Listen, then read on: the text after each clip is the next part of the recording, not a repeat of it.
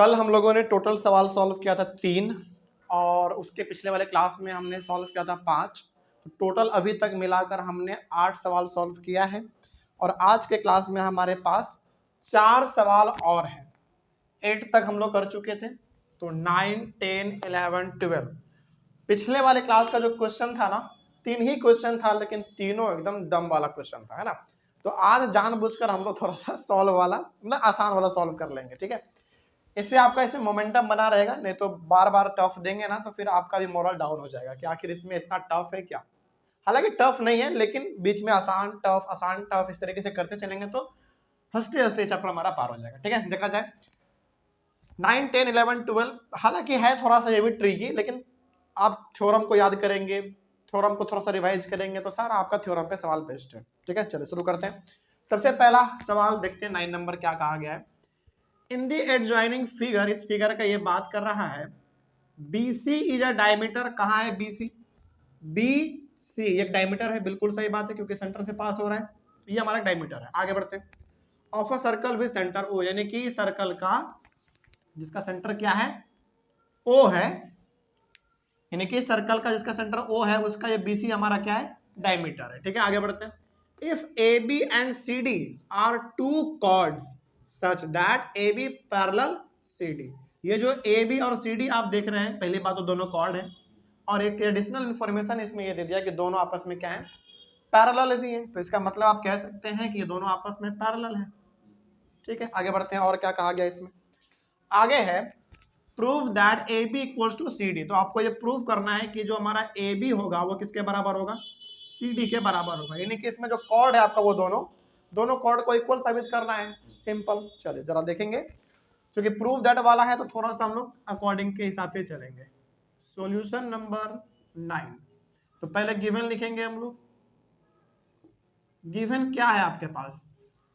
Given तो इसमें ज्यादा कुछ नहीं है, सिंपल सा गिवन ये है कि AB आपका CD के साथ पैरेलल है, और कुछ बराबर वाला तो केस इसमें दिया नहीं है, तो सिंपली आप इसमें लिखो कि AB जो है वो पैरेलल है CD के साथ। आगे बढ़ते हैं। टू प्रूव, इसमें प्रूव करना क्या है आपको वो जरा बताओ। प्रूव करना है कि जो AB है वो CD के बराबर है, ये आपको प्रूव करना है। चलिए इसमें कुछ कंस्ट्रक्शन भी है, वो आपको करना पड़ेगा, क्योंकि साफ आपको दिख भी गया होगा, अब इतना सवाल आप बना चुके हैं तो कंस्ट्रक्शन तो आपको पता चल गया होगा कहाँ पे करना है। देखिए कंस्ट्रक्शन करना क्या एक्चुअली में, आप वो देखो, बस आप क्या करो, इस सेंटर से इस पे भी एक परपेंडिकुलर खींच दो, और परपेंडिकुलर हमने क्या, और यहां पे भी आप एक परपेंडिकुलर खींच दो, बस इसी को कंस्ट्रक्शन में लिख देना है। इसका आप कुछ भी नाम दे सकते हैं, PQ। तो आपने यहां पे क्या किया, OP परपेंडिकुलर खींचा किसके ऊपर, AB के ऊपर, एंड OQ परपेंडिकुलर खींचा आपने CD के ऊपर। OQ CD के ऊपर आपने खींचा। चलो ये आपका कंस्ट्रक्शन था। अब इसके मेन हिस्से पे आप आ जाओ, जो कि है हमारा प्रूफ। चलिए दोबारा देखा जाए इसको बहुत ही ध्यान से। आप ये तो आपको मानना पड़ेगा, मतलब आपको ये तो मानना पड़ेगा कि यदि आपने AB कॉर्ड और CD कॉर्ड पर सेंटर से परपेंडिकुलर खींचा है तो ये कॉर्ड को क्या कर दिया होगा, बाइसेक्ट कर दिया होगा, सिंपल। तो आप यहाँ पे ये लिख सकते हैं कि जितना आपका AP होगा उतना ही आपका BP होगा। ये बात सही है, यानी कि ये AP BP के बराबर, क्योंकि कॉर्ड के ऊपर अपने सेंटर से परपेंडिकुलर खींचते तो बाइसेक्ट कर देता है। उसी प्रकार से जितना आपका CQ होगा उतना ही आपका क्या होगा, DQ हो जाएगा। सही बात है। और इन दोनों के लिए रीजन क्या आएगा, रीजन बहुत इंपॉर्टेंट है।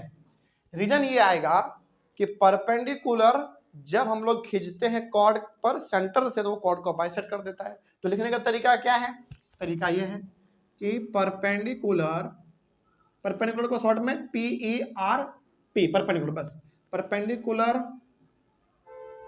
Drawn from the centre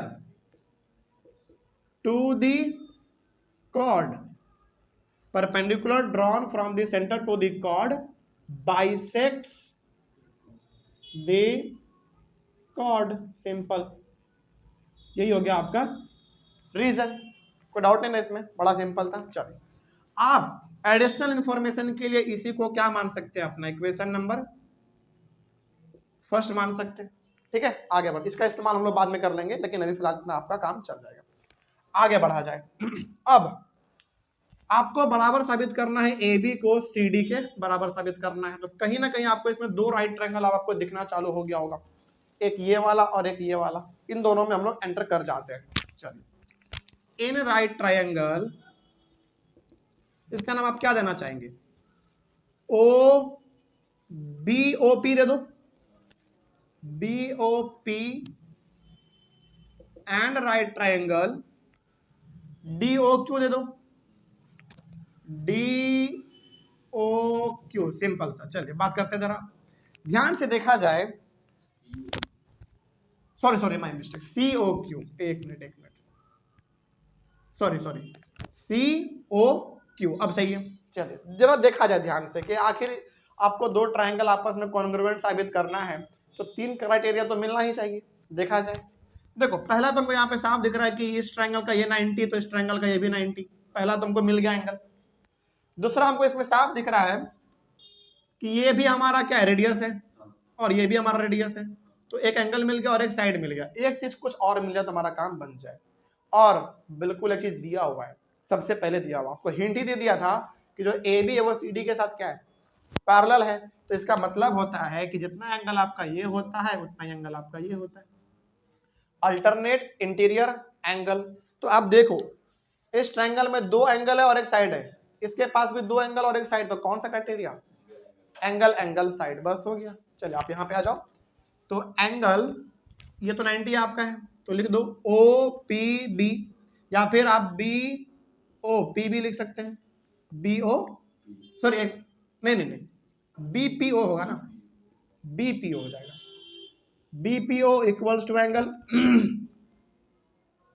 D Q O, sorry ओहो सी क्यू ओ। रीजन क्या लिखेंगे आप, बोथ आर 90 डिग्री। हम ना बार बार इसको इधर से देख ले रहे, लेकिन है तो इधर से। सी ओहो थोड़ा सा हमको शांत करने दो अपने माइंड को पहले। बी पी ओ वाला तो सही है, B P O, C Q O, C Q O, अब तो सही है। चलो पहला हमारा मिल गया एंगल। दूसरा वाला एंगल हमारा एकदम साफ दिख रहा है, क्यू इधर से ले लो पहले, P B O, angle P B O बराबर angle C Q C O. Okay, Q C O. यहाँ पे ना मेरा माइंड बड़ा फटाक तरीके से चल रहा है, खैर कोई बात नहीं, आगे बढ़ते हैं। उसके बाद ये बी ओ किसके बराबर, सी ओ के बराबर। क्यों भाई, दोनों क्या है, बोथ आर रेडियस, दोनों रेडियस है। तो अब जरा ध्यान से देखेंगे तो ये भी एंगल और ये साइड हमारा, तो एंगल साइड के तहत बराबर हो गया। तो आप यहाँ पे लिखोगे hence right triangle BOP is congruent to right triangle COQ। Reason आप लिख देंगे बाई, अच्छा सॉरी RHS नहीं है, बाई AAS, यानी कि एंगल साइड के तहत ये हो गया हमारा बराबर। सो अब चूंकि जब ऐसा हो गया है दोनों ट्रायंगल कॉन्ग्रुएंट आपस में, तो हम यहाँ पे कह सकते हैं कि जितना हमारा ये BP है उतना ही हमारा क्या होगा, CQ हो जाएगा। तो so BP equals to CQ by CPCT। कोई दिक्कत नहीं ना इसमें। चलिए आपका ना प्रूफ हो चुका है, बस थोड़ा सा हमको एक लाइन बस लिखना है, आपका हो जाएगा। बस आप यहाँ पे थोड़ा सा लॉजिक लगाना, ठीक है। देखो यहाँ पे आपने क्या देखा था कि AB आपका क्या है, एक कॉर्ड है, आपने परपेंडिकुलर इस पे खींच दिया, तो जितना आपका AP है उतना ही आपका BP है। बिल्कुल सही बात है, यानी कि दोनों आपस में क्या है, इक्वल है। उसी प्रकार से आप इसमें आ जाओ, बहुत ध्यान से समझना। इस पे भी आपने परपेंडिकुलर खींचा था, इसका मतलब जितना CQ है उतना ही आपका DQ है। इसमें भी हमारा ये दोनों इक्वल, यानी कि इसमें ये दोनों इक्वल और इसमें ये दोनों इक्वल, और अभी तुरंत अपने बाइसिप्लिसिटी इसको इसके बराबर साबित कर दिया। तो अब बताओ क्या ये वाला भी इसके बराबर साबित नहीं होगा? बिल्कुल। आप इसको ऐसे भी समझ सकते हैं, बहुत सिंपल सा, आप इसको ऐसे भी समझो। यदि मेरा इसके बराबर है तो मान लेते हैं कि ये भी 5 है तो ये भी हमारा 5 है, मान लेते हैं। ओके, और अभी तुरंत आपने साबित किया कि ये किसके बराबर है? इसके बराबर, तो ये भी हमारा 5। और जब अपने परपेंडिकुलर खींचा था तो ये किसके बराबर हो जाता? इसके बराबर। तो घुमा फिरा के तो सब आपस में इक्वल ही हो गया बस। तो अल्टीमेटली हम लोग लास्ट में लिख सकते हैं नाउ ए बी बराबर सी डी। लेकिन इतना से काम नहीं चलेगा, आपको इसमें रीजन भी लिखना पड़ेगा। आप रीजन में इसमें लिख सकते हैं फ्रॉम, रीजन आप इसमें लिख दो सिंपल सा ये वाला कि जो ए पी है वो किसके बराबर है? बी पी के बराबर है, और सी क्यू बराबर है डी क्यू के बराबर। बस आपने इसको पहला माना था, इस्तेमाल नहीं हुआ, कोई दिक्कत नहीं है, इसको हटाओ इसको। अब समझ आया? आप यहाँ पे डायरेक्टली क्या किए हैं, ए बी को सी डी के बराबर आपने इसलिए कर दिया क्योंकि यहाँ पे हमको साफ दिख रहा है कि जो ए पी है वो बी पी के बराबर है और जो सी क्यू है वो डी क्यू के बराबर है। इस मायने में यदि देखा जाए तो ये 5 और 5 ये भी पूरा 10 और ये भी पूरा 10। सिंपल, ये रीजन लिखना बड़ा इंपॉर्टेंट था। केवल आप इतना लिख देते ना तो उतना एक तरीके से सटीक नहीं माना जाता, लेकिन आपने ये रीजन लिख दिया तो आपके लिए बेस्ट हो गया ये। ठीक है, चलो तो बस आपका सवाल हो गया। देख लो कहीं पे कोई दिक्कत आप लोगों को, बात समझ में आई है? ये सवाल क्या कह रहा था, कोई डाउट है ना इसमें? चलो इसका एक बार स्क्रीनशॉट जिनको लेना है ले लीजिए जल्दी से फटाक से। तो पहला सवाल हमारा कंप्लीट होता है। हालांकि आप ना डायरेक्टली यहाँ पे ये लिख देना और रीजन में लिख देना, आपका सवाल बन गया। ठीक है, क्योंकि टीचर जब देखेंगे ना कि अच्छा इसको बराबर बच्चा कैसे कर दिया, उनका नजर तुरंत यहाँ पे जाएगा, फिर आपका ऐसे ही हो जाएगा। ठीक है, चलो हो गया कंप्लीट। तो सवाल नंबर 10 पे आते हैं, देखा जाए।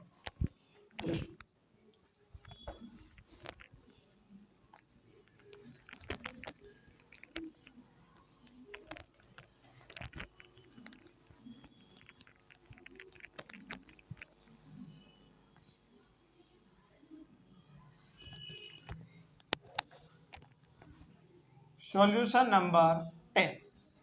चलिए आ जाइए सॉल्यूशन नंबर 10 पे। क्या कहा गया पहले देखा जाए।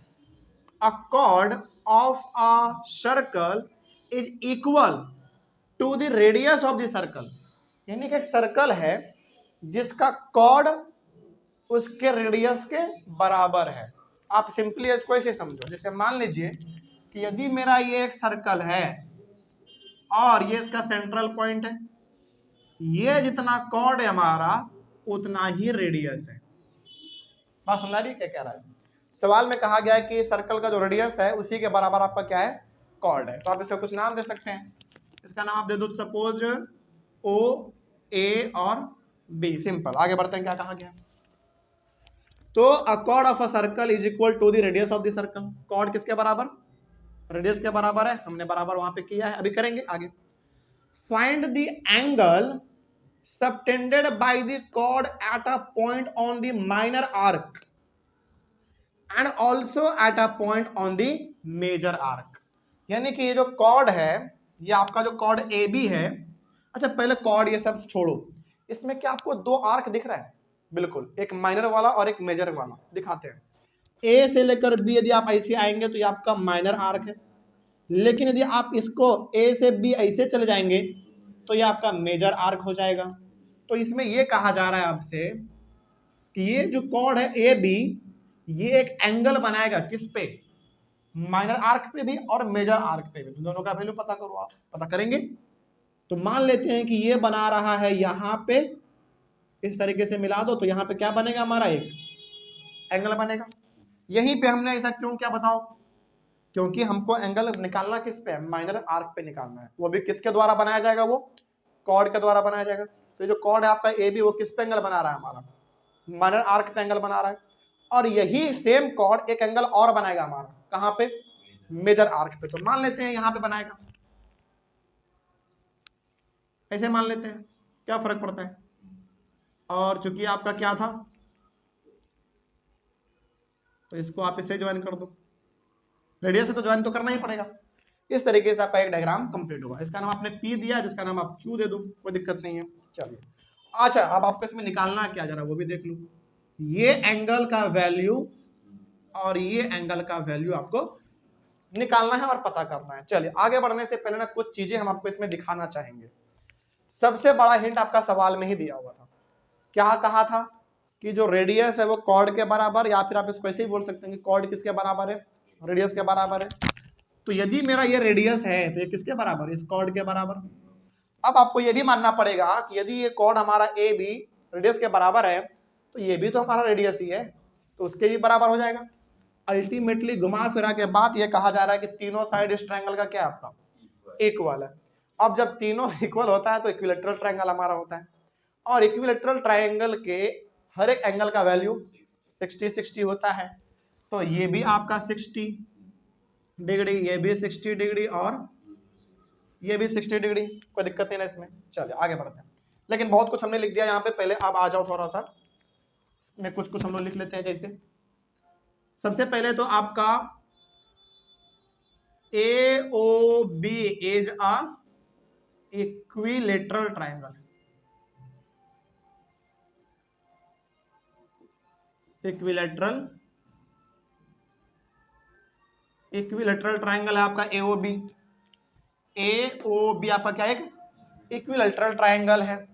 बिल्कुल सही बात है। आगे बढ़ते हैं। अब क्या आपको इसमें एक चीज दिखना चालू हो गया है क्या, जरा ध्यान से समझिएगा हम क्या दिखाना चाह रहे हैं आपको।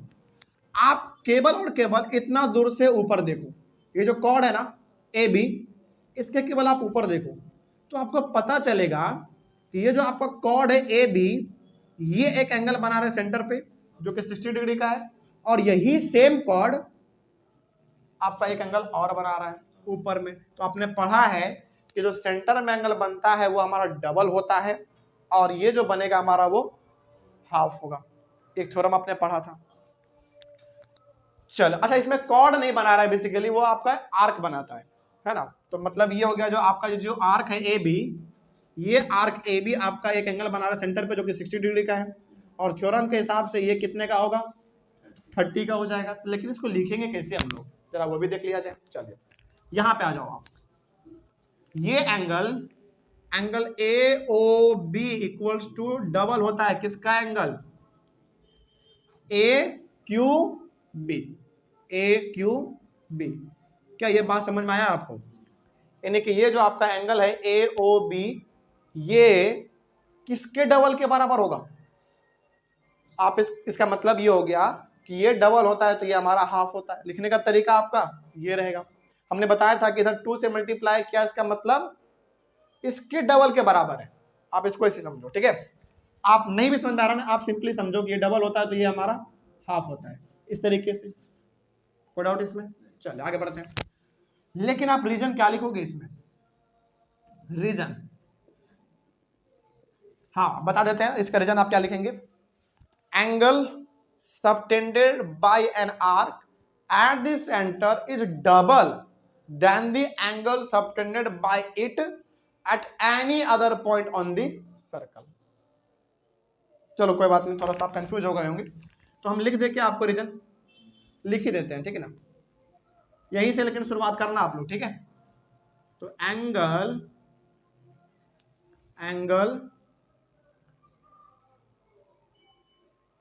Subtended by an arc is double then the angle subtended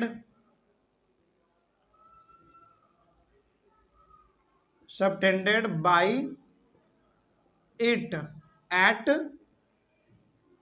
any other point by it at any other point on the circle। इतना बड़ा रीजन तो आपको लिखना ही पड़ेगा। हालांकि यहाँ पे देखने में बड़ा लग रहा है, आप कॉपी में लिखोगे तो थोड़ा सा स्पेस उधर जाएगा, कुछ नीचे आएगा, थोड़ा सा देखने में ठीक लगेगा। चलिए आप कुछ वैल्यू हम लोग डाल लेते हैं। एंगल AOB कितना है बताइए, 60 डिग्री है, बराबर टू एंगल AQB। क्या उसका AQB का है वैल्यू आपको पता नहीं है? आगे बढ़ते हैं।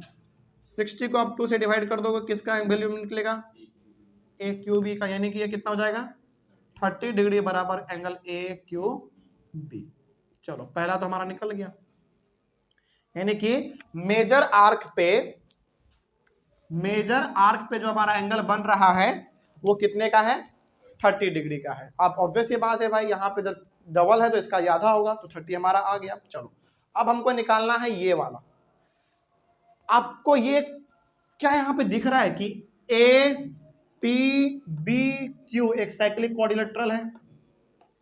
बिल्कुल, साइक्लिक क्वाड्रिलेटरल का खूबी क्या होता था कि उस क्वाड्रिलेटरल का चारों पॉइंट किस पे लाई होना चाहिए, सर्कल के ऊपर होना चाहिए, सर्कल के सरकमफेरेंस पे होना चाहिए। बिल्कुल है यहाँ पे भी, ये वाला ये वाला ये वाला और ये वाला एक क्वाड्रिलेटरल दिख रहा है हमको क्योंकि 4 साइड है। और आपने एक थ्योरम पढ़ा था कि क्वाड्रिलेटरल के अपोजिट एंगल का सम 180 के बराबर होता है। तो इसके हिसाब से यदि ये वाला एंगल और ये वाला एंगल क्या दोनों अपोजिट है, दोनों का सम 180 होना चाहिए। और ये अकेला अभी तुरंत आपने निकाला कितना, 30, तो ये कितना होगा 150 हो गया। बस इसको लिखेंगे कैसे देखा जाए। चलिए यहाँ पे now A P B Q is a cyclic quadrilateral, एक साइक्लिक क्वाड्रिलेटरल है। सो चलो इसको ऐसे छोड़ो, ऐसे लिखो angle A Q B plus angle A P B बराबर कितना 180 डिग्री। रीजन क्या लिखेंगे आप, sum of opposite angles of a cyclic quadrilateral is 180 degree. तो आप यहां पे लिख देंगे sum of opposite angles of cyclic quadrilateral is 180 degree. कोई दिक्कत नहीं ना इसमें। चलिए आगे बढ़ते हैं। अब आप इसमें आ जाओ, इसका वैल्यू अभी तुरंत आपने निकाला है 30 degree plus angle A P B बराबर 180 डिग्री। आप माइनस कर दो, एंगल ए पी बी बराबर कितना आ जाएगा, एंगल ए पी बी बराबर 150 डिग्री। बस निकल गया। तो माइनर आर्क पे जो एंगल बन रहा है वो निकालना था और जो मेजर आर्क पे निकालना था वो निकल गया हमारा। इस अकेले सवाल में आपको 2 थ्योरम देखने को मिला। एक थ्योरम ये वाला जिसमें आपने पढ़ा था कि जब कोई आर्क सेंटर पे एंगल बनाता है तो वो डबल होता है किसी भी दूसरे पॉइंट पर जो बनता है सर्कल के ऊपर। पहला आपने यही देख लिया। और दूसरा आपने साइक्लिक क्वाड्रिलेटरल का भी यहाँ पे इस्तेमाल देख लिया कि साइक्लिक क्वाड्रिलेटरल का 2 अपोजिट एंगल का जो सम होता है वो 180 के बराबर होता है। कुछ आपने ऐसा पढ़ा था, हमको याद आ रहा है। एक सर्कल हमने बनाया था, इसके अंदर हमने क्वाड्रिलेटरल इस प्रकार का बनाया था। यहाँ ए था, यहाँ बी था, यहाँ सी और यहाँ डी था, जिसमें आपने angle A plus angle C का वैल्यू 180 निकाला था और angle B plus angle D का वैल्यू भी आपने 180 निकाला था। अब जरा देखो, ए और सी क्या हो गया हमारा, अपोजिट वाला हो गया। उसी प्रकार से बी और डी भी हमारा क्या हो गया, अपोजिट हो गया। तो वही हमने यहाँ पे इस्तेमाल किया है ना। चलिए, तो साइक्लिक क्वाड्रिलेटरल कब कहेंगे कि कोई चीज हमारा साइक्लिक क्वाड्रिलेटरल है, तब कहेंगे जब उस क्वाड्रिलेटरल का चारों पॉइंट किस पे लाई होना चाहिए, सर्कल के सरकमफेरेंस पे लाई होना चाहिए। तो इसमें हमको तो दिख भी रहा था, ए सर्कल पे है, पी वो भी सर्कल पे है, ये भी सर्कल पे और ये भी सर्कल पे, क्योंकि 4 साइड है, 4 पॉइंट है तो क्वाड्रिलेटरल है। सिंपल। चलिए, इसका स्क्रीनशॉट ले लीजिए और इसको अपने कॉपी में नोट कीजिए। आगे बढ़े फिर हम लोग। चलिए, सवाल नंबर 11 पे आ जाइए। सवाल नंबर 11 बेहद आसान है और हम चाहेंगे कि आप इसका आंसर खुद दें। आप एक बार ट्राई करो।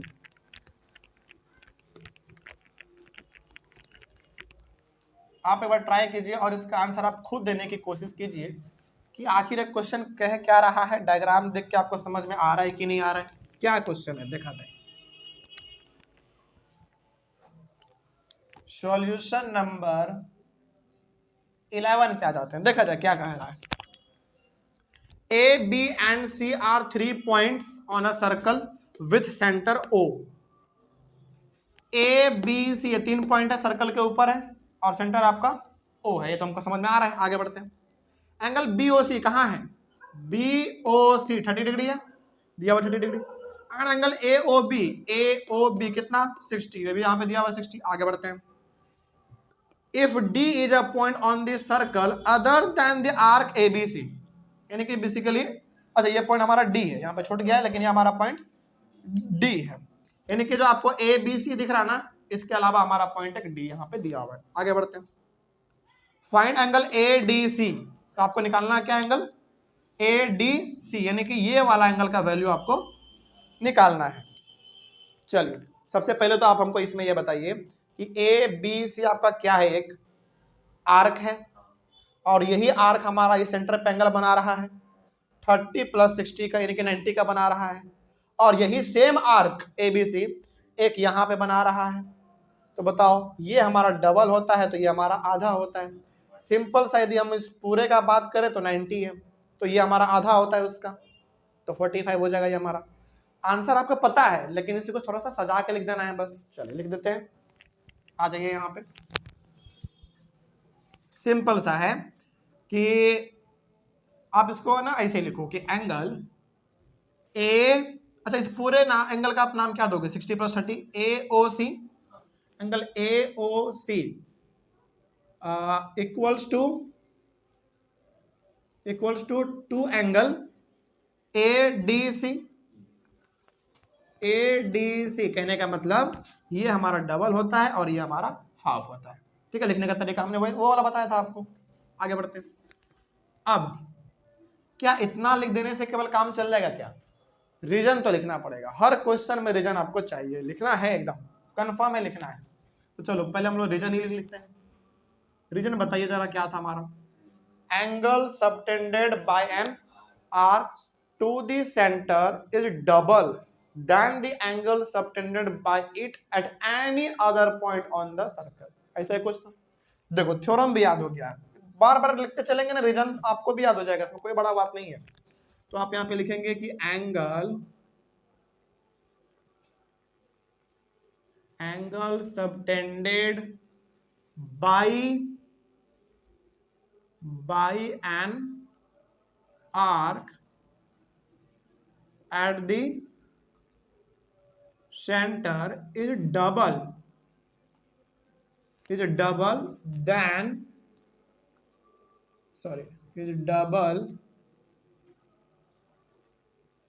than the angle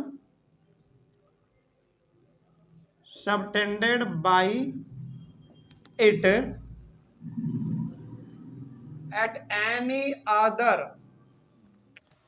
point on the circle. बात समझ में आई है? ये बेसिकली आपका एक थ्योरम ही था पूरा। अब चूंकि आ जाता है अपने वैल्यू पे, को गिवन है वैल्यू एंगल AOC की यदि बात करें, ये पूरा कितना दिया हुआ है 30 + 60। इसको लिखने का तरीका हम लोग थोड़ा सा बदल लेते हैं, थोड़ा ताकि इन्फॉर्मेटिव लगे। ये 60 का आप नाम क्या दोगे, एंगल AOB, तो angle AOB plus angle BOC बराबर टू एंगल ADC। आगे बढ़ते हैं। इसका है कितना 60 और इसका है 30 बराबर टू एंगल ADC, 90 हो जाएगा हमारा, प्लस टू एंगल ADC। 90 को 2 से डिवाइड कर देंगे, एंगल ADC पता चल जाएगा आपको, तो 45 डिग्री बराबर एंगल ADC। ये आपका आंसर हो गया। बस, यानी कि ये जो आपका यहाँ पे है एंगल ADC वो कितना है 45 डिग्री है।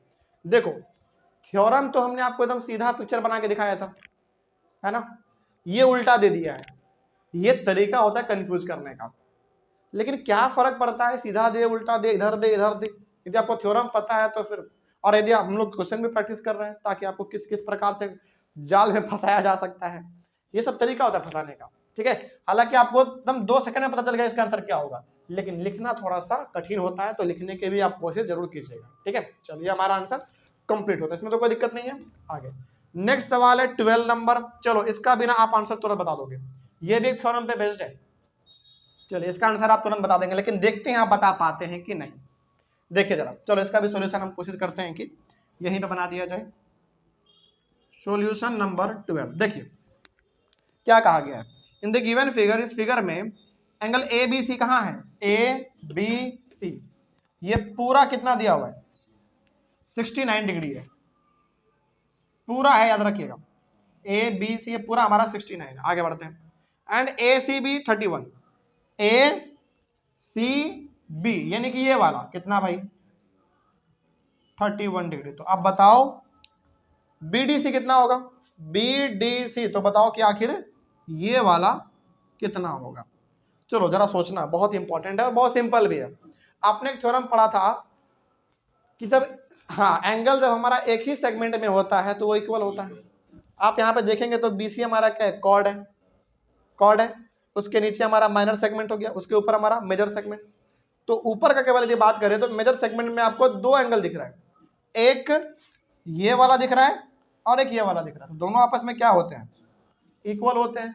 लेकिन इक्वल करने के लिए जो सबसे बड़ा हिंट है वो तो दिया हुआ है आपका, एक ट्रायंगल आपके पास ए बी सी, जिसमें दो एंगल पता है, ये वाला और ये वाला, ये निकल जाएगा, तो जितना ये होगा उतना ही ये होगा। तो कैसे लिखेंगे, आ जाइए यहाँ पे, in triangle A B C, A B C, A B C triangle का बात करें तो angle A plus angle B plus angle C बराबर कितना 180 डिग्री, और reason all reason angle sum property of a angle sum property of a triangle. Simple, आगे बढ़ते हैं। एंगल ए क्या पता है आपको, नहीं पता तो रहने दो। एंगल बी पता है बिल्कुल 69, तो आप यहाँ पे लिखो 69। एंगल सी पता है क्या आपको, बिल्कुल 31, तो 31 डिग्री बराबर 180 डिग्री। एंगल ए प्लस कर देते हैं पहले, बाद में उधर कर लेंगे, कितना 100 डिग्री बराबर 180 डिग्री। आपको आंसर दिख गया होगा। एंगल ए इक्वल टू 180 में 100 माइनस कर दो 80 डिग्री। एंगल ए का वैल्यू आया आपका 80 डिग्री, यानी कि ये 80 तो ये भी 80, तो लिखने का तरीका क्या होगा, आ जाओ यहाँ पे, इसके बाद आप यहाँ पे लिख लेना, ठीक ना। Now angle A equals to angle B D C. हालांकि आप इसको डी भी बोल सकते हैं, लेकिन हमने डी क्यों नहीं बोला, क्योंकि हमको बोला कि इसमें क्या बोला था, बोल रहा है कि आप ये बोलो, आप एंगल केवल डी मत बोलो। हालांकि एंगल डी भी आप रखेंगे सही होगा, लेकिन चूंकि यहाँ पे नाम दिया हुआ तो इसी का इस्तेमाल कर लेंगे, एंगल बी डी सी। तो एंगल ए बराबर है हमारा एंगल बी डी सी के, तो आपको यहाँ पे रिजल्ट लिखना पड़ेगा। हाँ, angles on the same segment, angles on the same segment are equal, यानी कि एंगल यदि हमारा सेम सेगमेंट में होता है, यानी कि एक ही तरफ यदि होता है, एक ही तरफ मतलब एक ही, या तो ऊपर है तो नीचे, तो वो हमारे क्या होते हैं, इक्वल होते हैं। सिंपल। तो आपको पता है एंगल 1 कितना था आपका 80 डिग्री बराबर एंगल बी डी सी, ये आपका हो गया आंसर, बस, ठीक है। चलिए, रीजन लिखना मत भूलिएगा। रीजन जब जब आप लिखेंगे तब तब आपको एक तरीके से आपका थ्योरम का ही नाम लिखना पड़ेगा। रीजन तो हर जगह पे क्या देख रहे हैं आप, एक तरीके से थ्योरम का ही नाम आ रहा है, तो जितना रीजन आप लिखेंगे उतना आपका थ्योरम याद होता चला जाएगा। और एक तरीके से आप लगातार क्या देखते आ रहे हैं कि हम लोग थ्योरम ही तो इस्तेमाल कर रहे हैं। पूरा सवाल जो बन रहा है, क्या एक भी ऐसा सवाल है जहाँ पे हम लोगों ने बिना थ्योरम का ही बना दिया हो? बिल्कुल नहीं, थ्योरम तो इस्तेमाल कर ही रहे हैं हम लोग, ठीक है। और जहाँ पे थ्योरम इस्तेमाल नहीं हो रहा है वहाँ पे ट्राइंगल का कॉन्सेप्ट इस्तेमाल हो रहा है तो ट्राइंगल भी पढ़ना बहुत जरूरी है, ठीक है। चलिए, इसका स्क्रीनशॉट एक बार ले लीजिए। इसीलिए हमने सभी को कहा था, ऑनलाइन वाले बच्चे खास करके आप लोगों में यदि कोई ऐसे बच्चे हैं जिन्होंने ट्राइंगल नहीं पढ़ा है और इस सर्कल चैप्टर को पढ़ रहे हैं, तो बिल्कुल आपको ये समझ में नहीं आएगा। इसीलिए आप कोशिश करें थोड़ा सा समय निकाल के कि ट्राइंगल चैप्टर को पढ़ लिया जाए। दोनों फायदा है आपका, ट्राइंगल पढ़ेंगे तो ट्राइंगल आपका ऑटोमेटिक कंप्लीट तो हो ही जाएगा, प्लस आपका उसका इस्तेमाल सर्कल में भी देख लेंगे, है ना। बहुत इस्तेमाल है इसका। आने वाला जो हमारा कुछ और सवाल है ना, लगभग हम लोग 6-7 सवाल और सॉल्व करेंगे, उसमें भी ट्राइंगल है, ठीक है। तो बहुत इंपॉर्टेंट है आपके लिए, यदि पढ़ लिया तो अच्छी बात है। चलिए, तो कहीं पे दिक्कत रहे तो कमेंट कीजिएगा, हम लोग मिलेंगे अपने अगले वाले क्लास में कुछ और सवालों के साथ। अभी हमारा सिलसिला और चलेगा 1-2 क्लास सवालों का, उसके बाद फिर हमारे चैप्टर खत्म हो जाएगा। तब तक के लिए thank you very much and have a nice day.